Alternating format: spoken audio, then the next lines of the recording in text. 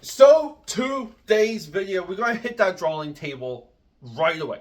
This is one of my favorite issues of Captain America. It's so random. I know you guys want to see what I have to say about this. Captain America Volume 2, Issue 7, The Course Correction. It also features Bill Clinton. Come on, guys. Bill Clinton, Captain America, Nick Fury. Heroes Reborn. All systems are go. Let's go, guys.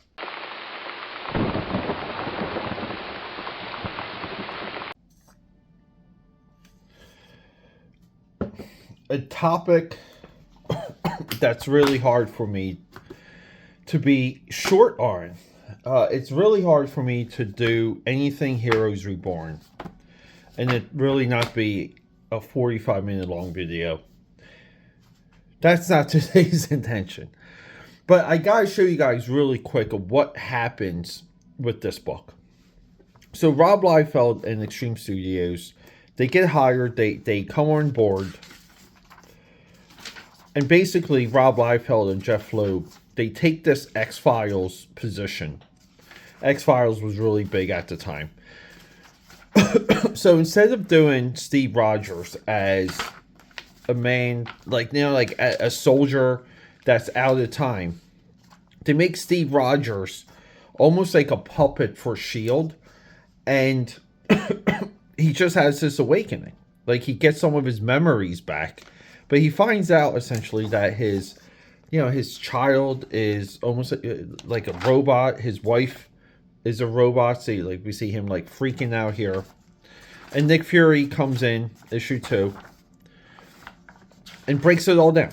And Captain America is now at odds not only against Nick Fury, but against the U.S. government. And we see here, like, their life model decoys. So from there, Rob Liefeld and co, they do a good job. They keep Nick Fury in the mix. They introduce a couple villains. They bring back the Red Skull.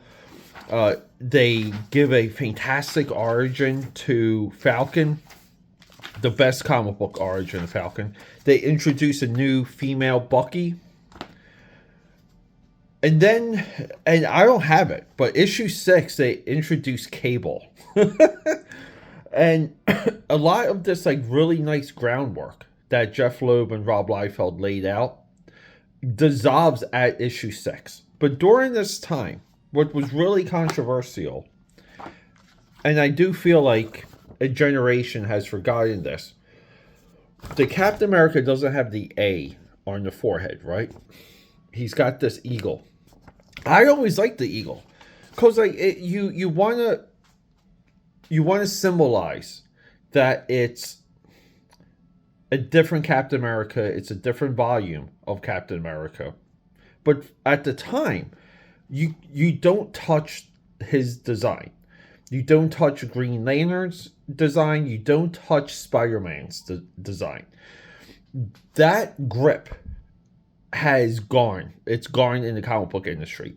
Superman always has trunks, no matter what, any interpretation. We've come a long way. So Jim Lee gets hired to take over everything for Rob Liefeld. And I think Jim Lee and his company, they do some work. And they retcon a lot of this. Because people hated the eagle. So Jim Lee takes over, boots Rob Liefeld's premise, and essentially creates an attitude in Captain America, which we'll see in this book, that makes him rip off this. So the whole point of issue 7 is to remove the eagle on Captain America's head. So they do this in a highly creative way. And we have to give James Robinson, who, if you're not familiar with him, go to Starman DC. It's one of the great DC comic book runs of all time. James is, he wrote good Terminator stuff. Maybe we'll profile that soon on this channel. James Robinson is one of the heroes of 90s comics. But as of right now, he's an unsung hero. But here, because we read comics, we know that name and we like that name. So we have Bill Clinton here. And guys, they even throw Bill Clinton under the bus because he goes like, I might be impeached. I might be thrown out of office. So he invites Nick Fury in and he's like, tell me everything you know about Captain America. And Nick Fury's like, look, there's a lot of stuff, but I was there. I can explain it to you. He has, another character here that they try to make happen in the MCU, but right, she dies in the S.H.I.E.L.D. TV show. But yeah, and the whole thing is that Bill Clinton has heard legends of Captain America, and he knows Captain America's back, and he wants to know everything about him. Nick Fury is essentially, look, no one talks about Washington owning slaves, growing hemp. No one talks about putting Illuminati symbols on the currency. So Nick Fury already sets up that there's like this secret history with Captain America. And some of it may not be pretty, which is awesome. And they lean into these like Alex Jones conspiracy stuff. And guys, I will say, Alex Jones, a lot of his conspiracies turned out to be true. So they have this extended conversation. And they learn that Steve Rogers, as Bill Clinton believed, was this, he had like this Clark Kent like upbringing. He grew up on a farm and he was strong and the most perfect man ever. And the Fury's like, scratch that. So they go into the origin that we're all familiar with, which is skinny boy gets a couple shots, give him some Kirby crackle, and he transforms. So what Jim Lee does here that is of note is that he brings in Wildstorm's whole studio to redraw the origin that Rob Liefeld had established previously. So everyone gets like a spread page. This spread. Now, I don't think they're tagged in here, but I think this is Matt Brahm. You can maybe tell a little bit by the hair. But we turn the page and we get Travis Charest. And Captain America was born. And you kind of want to say potentially there was other dialogue written, but Travis probably was so late on this. But he draws. Look, see, that's what I mean. It's all like who draws it, but he draws the eagle on the forehead. And then we even get Scott Williams, the Jim Lee's inker, drawing and inking a big giant Captain America spread. And they say like Captain America fought the Red Skull. He fought Von Wagner. He fought the Iron Valkyrie. And he goes like just piles of German Greys. They call them German Greys. A great term there. So they dissect a little bit more of Captain America like through the war. And what they did with him later. Meaning, Nick Fury's like, we shut him down. So, just like the Winter Soldier, the backstory for, like the new retcon backstory for Captain America Volume 2 is they treat him like a Winter Soldier. They reboot him for every single war that they need him to go into. So Nick Fury explains that to Bill Clinton, and I applaud it. Like they make Bill Clinton a solid character in this. So you get a couple more explanations, but they learn that he was in Korea, that he saw things in Vietnam, and excuse me. Essentially, what Nick Fury reveals about Captain America is that he would like eventually see things in war and he would snap because of the inhumanity and he and like the way that things were going. So they would have to like pull him back in and, shut him down and reboot him. Again, too, like another spread. So all of these spreads are all different art teams. Again, like really nice stuff. And then we get the rise of the Red Skull created a need to keep Captain America in play.